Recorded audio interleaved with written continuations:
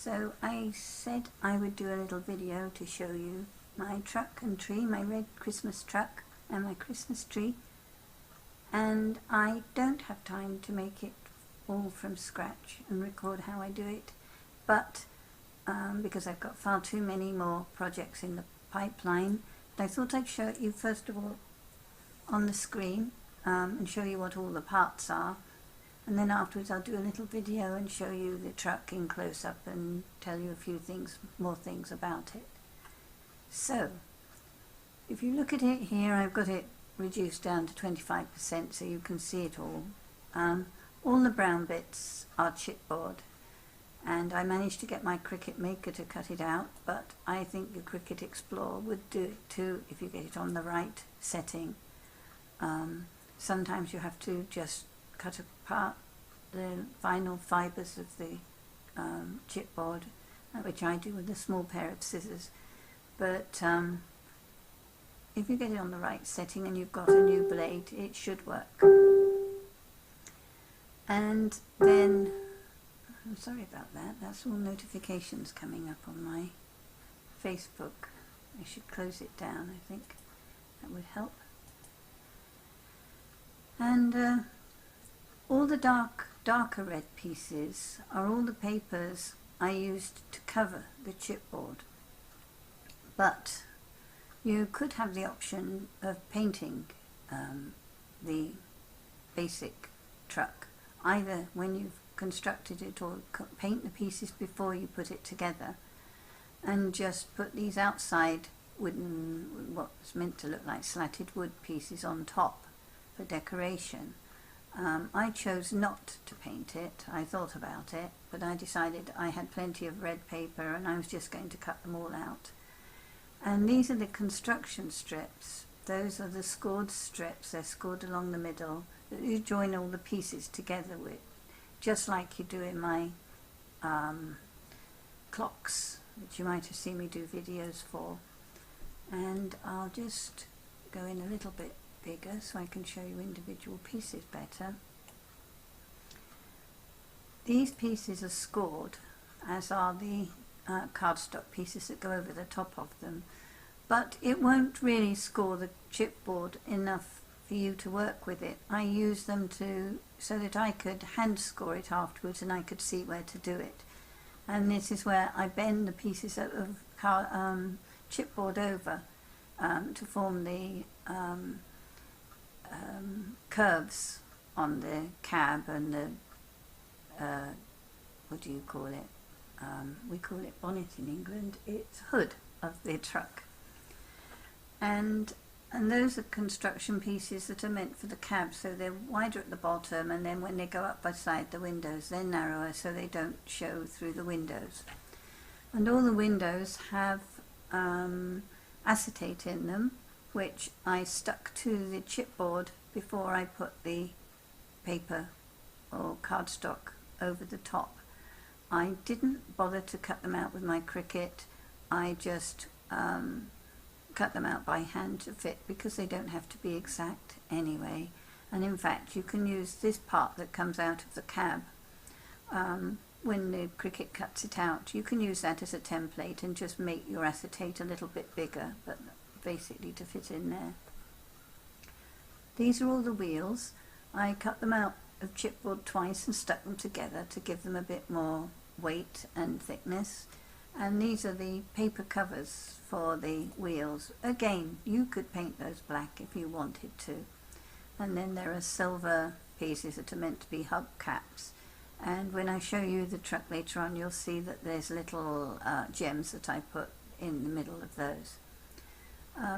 These are the pieces that are anagriffin. You could substitute, you could delete these and substitute them with something else if you don't want to pay for those pieces, but I thought the style of them went in very well, and I just bought I didn't buy the whole cartridge, I just bought the pieces to use. And in fact this one and I believe this tree are all anagriffin. This tree I scored down the middle, and I cut 8 pieces out and I just stuck them back to back to form my Christmas tree, which again I'll show you in more detail later. These are the hubcap cover pieces. They're doubled in chipboard as well, up here somewhere. 2 of each to be the same thickness as the wheels. Is there anything else you need to know? This is a little piece of vinyl that goes on the cab back window that I thought was cute. That wasn't Anna Griffin, that's a free in-access piece. And I think that's all you need to know. As I say, you stick all these pieces together with construction strips, and I'll explain about that in more detail when I show you the actual truck. So bye for now, and I'll come back to you in a minute with truck. Hello, I'm back again, and here's my truck. So I'll just tell you a few things about the construction of it so that you can make it as well. First of all, as I said, it's basically chipboard. Mine's covered in paper. You could paint yours, but these wooden slat pieces I put on top of the cardstock for decoration, and I think that those would still be needed. The wheels are 2 pieces of chipboard glued together, as are these wheel arch coverings, otherwise they'd be lower than the wheels. The bumpers have been stuck on afterwards. Let me take this tree out for a minute.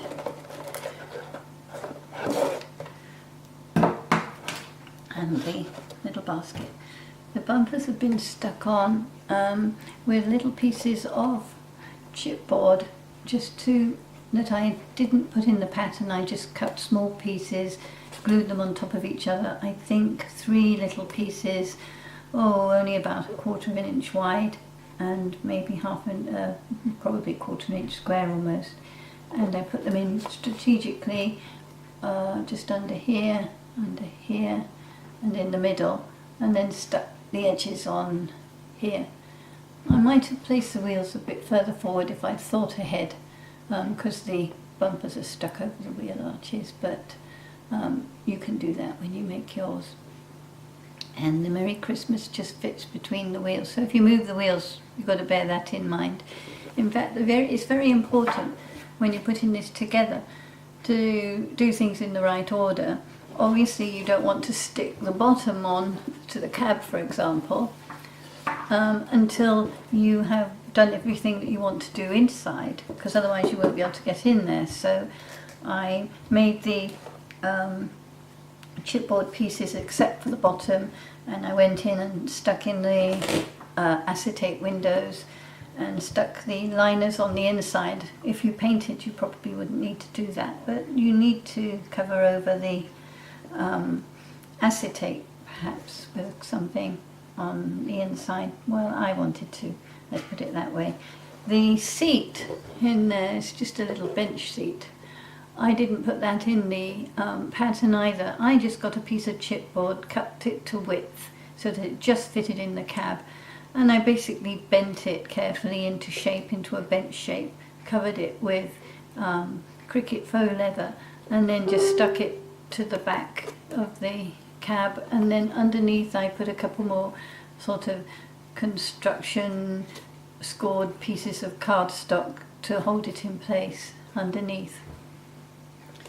The doors obviously don't open, they're just extra pieces of chipboard covered in cardstock stuck on top to give it a bit of dimension. The little handles are just pieces of silver cardstock. I didn't choose a very shiny one, I thought they looked better in more of a sort of satin cardstock. The wheels, they don't go round, it's just decorative, they just hold it in place, and that's why I did them double, to give it strength. I glued them on with hot glue. If you place the wheel arches in the right place first, so that they reach exactly to the bottom of your truck, then it's easier to know where to place the wheels. When you've got it on its side, you can just push the wheels into the wheel arch places, and the wheel arches just come to the bottom of the truck there. Inside I made a little ledge, again not in the pattern, I just measured it afterwards, covered it in matching paper, and I did it to hide the battery of these little lights that I bought. So there's the tree with its little lights on, and I hide it under the ledge, and then I put my little hamper on the top, which was from Hobby Lobby. It only cost me $2.50 because it was in their 50% off sale, or you could use a coupon to buy one, but I thought that was rather nice and went with the style of it for only $2.50. The back window has a little piece of vinyl stuck on the outside. It says Merry Christmas. I thought that was cute. What else can I tell you? I layered up this wreath and a piece on the back to give it more dimension, and then afterwards I painted it with Mod Podge to give it a bit of, it makes it a bit stiffer, it makes it a bit stronger, and I bent the leaves out a bit to make, or I don't know if you'd call them leaves really, but anyway I bent the edges out to give it a bit of dimension on the front. And in fact I added a little gingham bow on top of the bow that's in the pattern. The headlights are just flat back gems, sort of clear colour ones on the front, smaller red ones on the back, and you'll find in the pattern there are some little black round circles that I stuck them on just to make them look a little bit more like lights. If your gems aren't the same size, you may need to resize those little black circles if you're going to put them on. I got the clear ones from Hobby Lobby in a big box of mixed clear gems. I picked them up again when they were half price, so I think they were about $5 for a great big box of them. Similarly, these ones are from Michael's and they were in a smaller box. I think they started off at probably similar price, $10, and I got them for 50% off, so a pile of those. They were mixed colours in there, but they just so happened that the ones that are that size were red.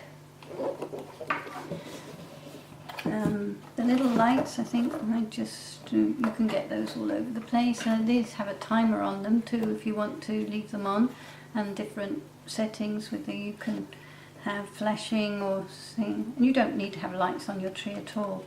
As you can see, the tree is 8 pieces, and each of these 2 pieces are stuck together to make and they're scored down the middle to make what I hoped was something like a real tree. I think that's Anna Griffin. I purchased a file, I bought 1 or 2 files. They only came to about $3 or so in total, rather than buying the whole cartridge. And you can use them of course on other projects, so I think it's worth buying the odd image now and then. You can see the whole thing is quite big. It's 18 inches long, 8 inches high, and about 6 inches wide. It's quite solid. What else was I going to tell you about it? I distressed it slightly, the paper afterwards, with a little bit of Tim Holtz distress ink in shades of red and just a little bit of black in places, just to make it look a little bit weathered. The cab and the back part of the truck are in 2 separate pieces. This is one part, this is the other. I glued the 2 of them together with hot glue. You might find a better way of attaching them, but it seems fairly solid, and it's only a decoration. It's not meant to be a toy to be played with, so I think it will hold up fine. When you put the construction strips, which are the pieces of cardstock that are about so long, about this wide, about 1 inch or so wide, and with the score line down them, when you go around these bendy bits, you have to cut little what would you call it? Like you have to feather it round these corners or they won't go, and bend them round basically, and the same up here. You can't get a straight piece to go round the corner without cutting notches in it as you go round, and then you just I attach them first and then I put the cardstock, not cardstock, chipboard on top. Chipboard, by the way, I just used medium weight chipboard from Graphics, which I got from Amazon, and it's about $8 for about 25 12 by 12 sheets. I used the craft colour one for this, but you could just as easily use the black one because you're covering it anyway. And I was going to put a steering wheel in and I forgot, but I don't think it really detracts from it, and I don't know if it's really worth the trouble. So there, you see, in the design process I forget things and have to change things and do things again. So that's part of the whole process.